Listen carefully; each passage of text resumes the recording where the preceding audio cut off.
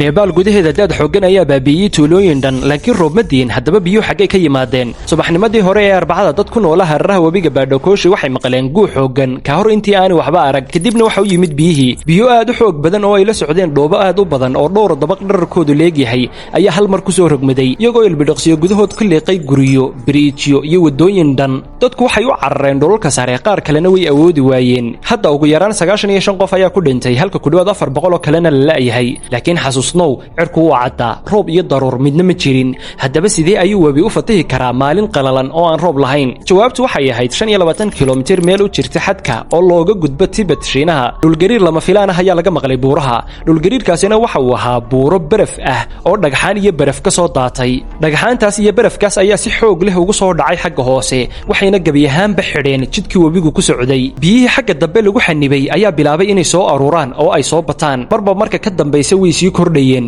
ilaa ugu dambayntii ay xanibaadii soo jabsadeen oo ay soo fataheen biyo kasta oo dib loo celiyey ayaa hal mar soo wada fatahay iyagoo noqday daad aad u xoog badan si xawli ah ayuu buurta uga soo daatay daadkii wuxuuna u soo jeestay Nepal iyadoo aanay jirin wax joojin kara tuulooyinkaasi fursad may helin ma jirin duufaan ay ka digtoonaadaan manay jirin daruuro waxa kaliya ee jiray waxa uu ahaa guux xooggan oo ka soo horeeyay biyaha balse waxa jira arrin ay tahay inay ka digtoonaadaan dadka halkaas ku nool isla webigan ayaa sidaas oo kale sameeyay sanadkii hore markaas oo haro baraf ah oo ku taalay meel sare oo buuraha ah ay si lama filaan ah u qaraxday oo biyihii ay soo deysay isla xadkan isla webigan hal sano oo kaliya ayaa u dhaxaysay